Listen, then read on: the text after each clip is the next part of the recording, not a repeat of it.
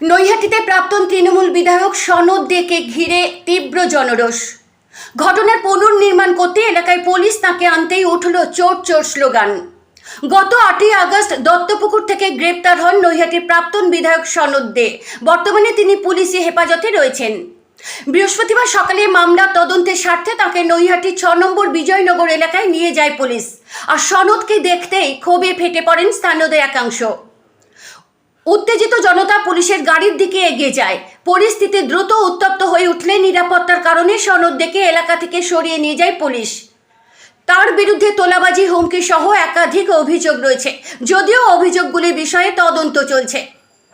রাজনৈতিক মহলে সনদ দেকে নৈহাটির সাংসদ পার্থ ভৌমিকের ঘনিষ্ঠ বলে পরিচিত।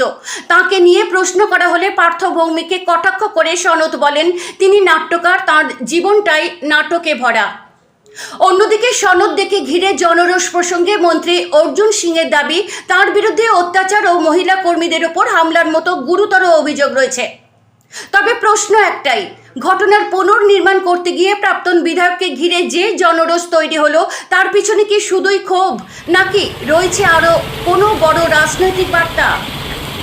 জনরোষ আসতে পারে, ক্ষোভে ফেটে পড়ে যাবে, দেখুন, যা অত্যাচার করেছে সনদদের, যে এক্সএমএলএ ছিল, কিভাবে ভোট দিতেছিল আপনারাও দেখেছিলেন।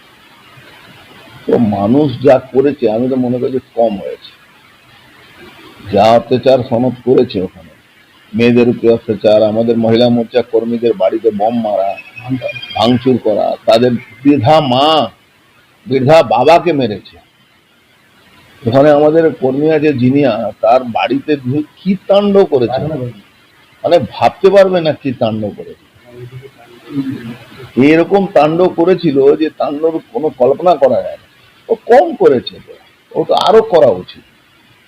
ওকে মানুষ যেভাবে মানুষের উপরে অত্যাচার করেছে, আমি তো মনে করি এটা খুব কম শাস্তি।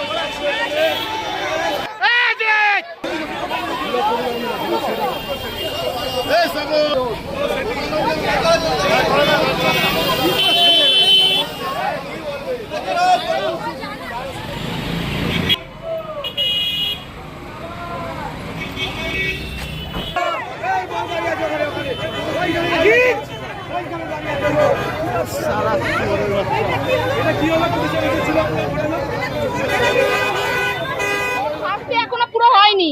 প্রশাসন যে কেন এটা করলো আমি জানি না, তবে এইটুকুনি বলবো, ওর জুড়ি মেলা ভার, হ্যাঁ, ওর বর্বরতার জুড়ি মেলা ভার, ওর কোনোখানে নাম বাদ নেই। হ্যাঁ, একটা অ্যাম্বুলেন্সের খালাসি থেকে এত তাড়াতাড়ি এই কয়েক বছরে তৃণমূল সরকার আসার পর সেখানে সে মহারাজা হয়ে গেল, এটা তো স্বাভাবিক নয়, সেটা তো অস্বাভাবিক।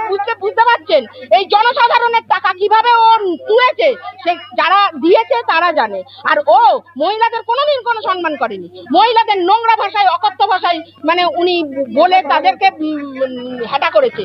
তাহলে ওনার জাল ওষুধের কারবার, ওনার কি গুণগান নেই বলুন তো? সব গুণগান ওনার আছে। আমার নাম চন্দ্রা।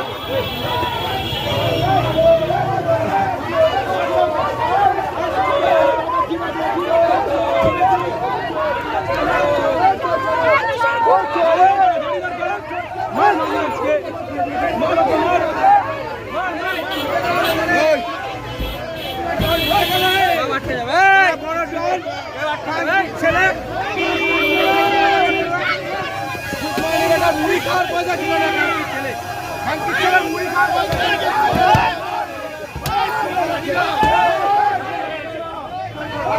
পালিয়ে গেছে সারা খানকির ছেলে রে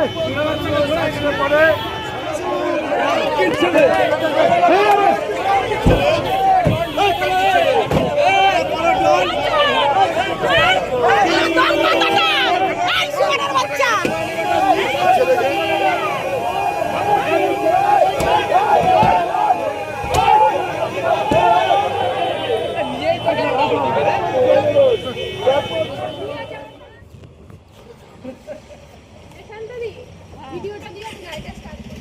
চলো চলো স্টার্ট করেছে?